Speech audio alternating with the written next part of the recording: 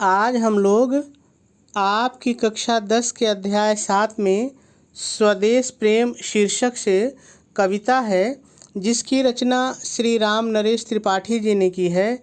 आज हम लोग इसके 8वें और अंतिम पद्यांश की व्याख्या सीखेंगे। बहुत ही सरल है, यदि आप थोड़ा सा भी ध्यान देंगे तो बात समझ में आ जाएगी। देखिए, मैं बार बार आपसे कहता हूँ कि किसी भी पद्यांश की व्याख्या के लिए जो सबसे ज़रूरी चीज़ होती है वह है उस पद्यांश में जितने भी शब्द आए हैं, जो भी शब्द आए हैं, उन सभी शब्दों का सरल अर्थ आपको मालूम होना चाहिए। तो चलिए, सबसे पहले हम लोग इस पद्यांश में आए हुए सभी शब्दों के सरल अर्थ देख लेते हैं, फिर व्याख्या करते हैं। सच्चा, इसका वही अर्थ होगा। प्रेम, चाहे आप प्रेम कह लीजिए, चाहे आप प्यार भी कह सकते हैं। वही है, इसका वही अर्थ होगा। जिसकी, इसका भी वही अर्थ होगा। तृप्ति, तृप्ति माने होता है संतुष्टि या संतोष, संतुष्टि या संतोष। आत्मबलि, आत्मबलि का मतलब होता है आत्मत्याग, चाहे आप आत्मत्याग कहिए, चाहे आप आत्म बलिदान कहिए, दो में से जो आपको अच्छा लगे आप ले सकते हैं। पर हो, इसका वही अर्थ होगा। निर्भर माने होता है आधारित, निर्भर माने आधारित, या आप निर्भर भी कह सकते हैं। त्याग बिना, इनका वही अर्थ होगा। निष्प्राण, निष्प्राण माने होता है निर्जीव या प्राण रहित। प्रेम है, प्रेम है अर्थात प्यार है या प्रेम है भी आप कह सकते हैं। देखिए, मैं अर्थ तो सभी का बताता हूँ, लेकिन कुछ शब्द ऐसे भी होते हैं जिनका अर्थ तो मैं आपको सरल बता देता हूँ, लेकिन व्याख्या में मूल शब्द ही प्रयोग कर लेता हूँ, तो उससे कोई दिक्कत नहीं है, ठीक है। करो, इसका भी वही अर्थ है। प्रेम पर वही रहेगा। प्राण मतलब जीवन या प्राण। निछावर मतलब होता है बलिदान, यानी दे देना। आप कहते हैं देश पर प्राण निछावर कर दो, यानी प्राणों को बलिदान कर दो, तो निछावर माने बलिदान। देश प्रेम, वही अर्थ होगा। वह, इसका भी वही अर्थ होगा। पुण्य माने होता है पवित्र, पुण्य माने पवित्र। क्षेत्र है, इसका वही अर्थ होगा। अमल माने होता है स्वच्छ या निर्मल, चाहे आप स्वच्छ कह के व्याख्या कर लीजिए, चाहे निर्मल। असीम मतलब जिसकी सीमा न हो, अर्थात सीमा रहित, या आप कह सकते हैं अत्यधिक। त्याग से, इसका वही अर्थ होगा। विलसित, विलसित माने होता है सुशोभित, विलसित माने सुशोभित, ठीक है। आगे आत्मा, इसका वही अर्थ होगा। के विकास से, इन सब का अर्थ वही होगा। जिसमें, जिसमें, इस शब्द का अर्थ याद रखिएगा। जिसमें अर्थात आत्मा के विकास से, आत्मा के विकास से, इसे याद रखिएगा।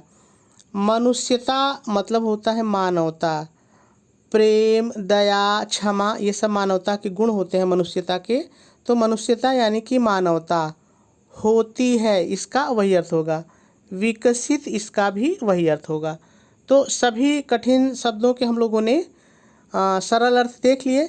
अब हम लोग इसकी व्याख्या करें, इसके पहले थोड़ा सा संदर्भ और प्रसंग की बात कर लें, क्योंकि परीक्षा में संदर्भ और प्रसंग भी आपको लिखना पड़ेगा।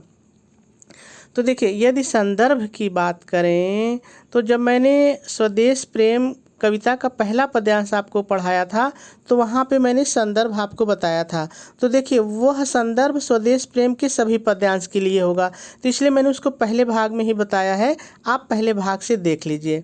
प्रसंग बार बार बदल जाता है, जैसे ही ये पद्यांश बदलते हैं प्रसंग बदल जाता है। तो चलिए हम लोग प्रसंग लिख लेते हैं। आप प्रसंग हेडिंग डालेंगे, डैश डालेंगे और लिखेंगे प्रस्तुत पद्यांश में कवि श्री राम नरेश त्रिपाठी जी ने सच्चे प्रेम के लिए आत्म बलिदान के महत्व का बहुत ही सुंदर वर्णन किया है, और आपका प्रसंग पूरा हो जाएगा। चलिए अब व्याख्या की बात करते हैं। आप व्याख्या हेडिंग डालेंगे, डैश डालेंगे और पहले थोड़ा सा अपनी तरफ से जोड़ के लिखेंगे। अपनी तरफ से क्या जोड़ के लिखेंगे, ध्यान से सुनिए। प्रस्तुत पद्यांश में कवि श्री राम नरेश त्रिपाठी जी कहते हैं। अब आ जाइए काव्य पर। राम नरेश त्रिपाठी जी कहते हैं, सच्चा प्रेम वही होता है जिसकी संतुष्टि आत्म त्याग पर निर्भर होती है।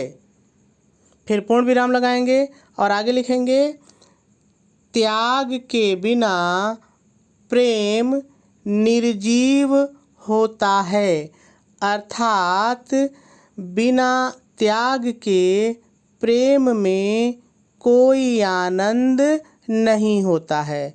फिर पूर्ण विराम लगाएंगे और आगे लिखेंगे, सच्चे, अपने जोड़िए, सच्चे प्रेम पर यदि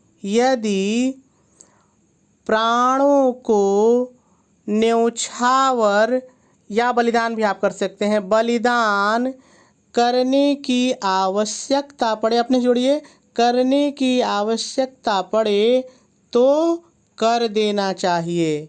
फिर पूर्ण विराम लगाएंगे और आगे लिखेंगे, देश प्रेम वह पवित्र क्षेत्र है जो, अपने जोड़िए, जो निर्मल